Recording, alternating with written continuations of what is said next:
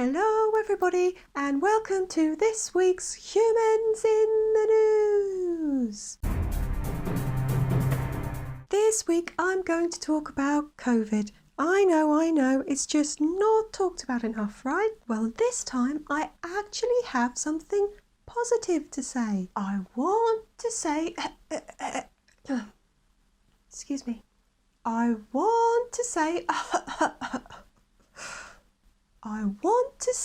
well done to the government for the vaccination scheme. There, I said it. Should I be congratulating the government though? Surely I should be congratulating the NHS, or the labs that created a vaccine so quickly, or the transportation network that delivered it. All of those people deserve praise and thanks, and maybe we wouldn't be quite so reliant on them now if the government had behaved differently in the lead up to this. Anyway, we can't change the past, so let's look forward. The government say that until their vaccination programme is complete, we really shouldn't be thinking about going abroad for summer holidays. Now, let's have a look at this for a second. Is it because other countries will be close to us? Well, it's possible. Who can say what restrictions might be in place by then? But tourism is big money for lots of countries, and many will leave the door open. Is it because we won't want to travel? Absolutely not. Airlines and travel companies are desperate to get people moving again. Their industry needs it to survive. Or is there something else going on? You better believe it. If people go on holidays, they'll be revitalising the economies of other countries. Boris doesn't want that. And the truth is, maybe we don't either. I mean, we all want to escape. We've been cooped up, tearing our hair out for months. Who can blame us for wanting to get away? I just think we need the government to be a bit more transparent about this. Don't tell us we can't go because it's frightening. Don't tell us we can't go because it's reckless. Don't tell us we can't go because it's dangerous.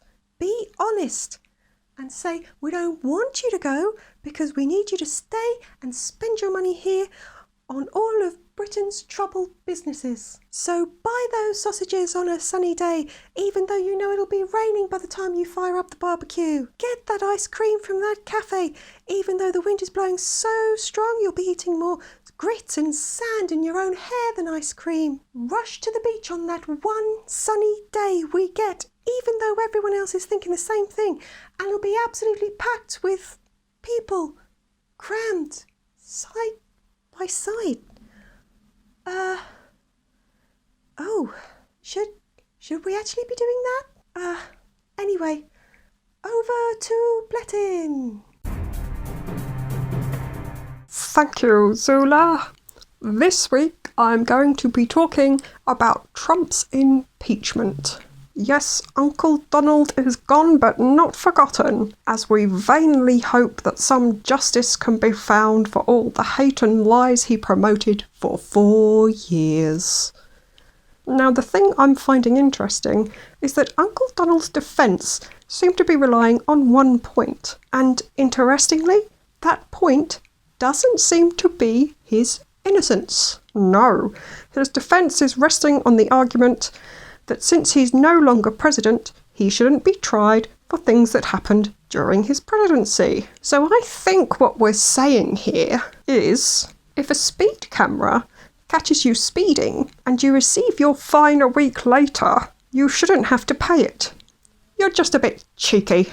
If you commit a murder, but you're caught 30 years later due to improvements in forensics or DNA or whatever, you should be allowed to get away with it, you little scamp.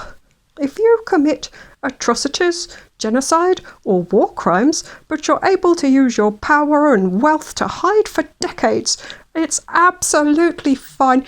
You go live your life, you crazy thing. Is that what we're saying?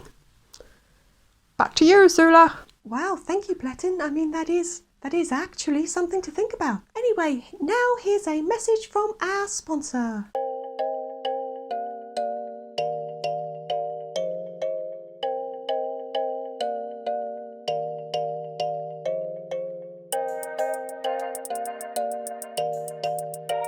Oh, no, wait. This is going to be perfume again, right?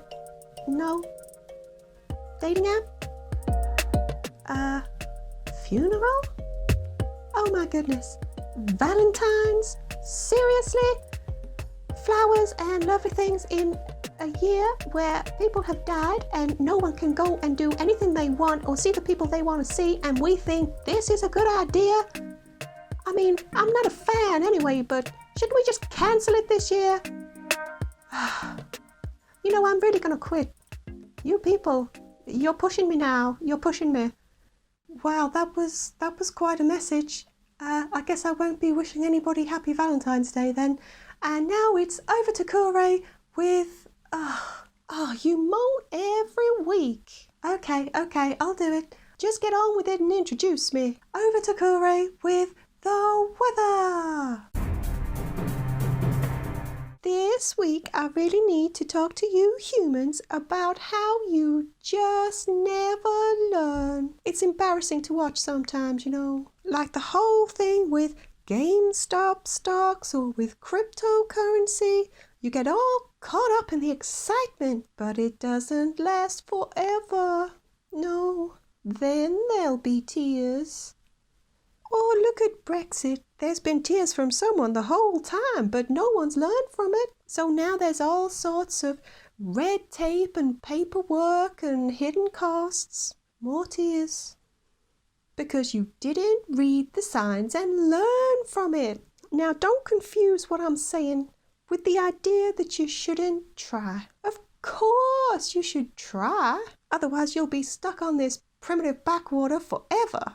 I'm just saying there are some things you should learn from that you really haven't. To prove my point, I have one word for you. Mullet. Back to you, Zula. Well, thank you, Kure. And now it's time for this week's special mention. There were lots of things I could have talked about for this week's special mention. There have been some big questions asked this week.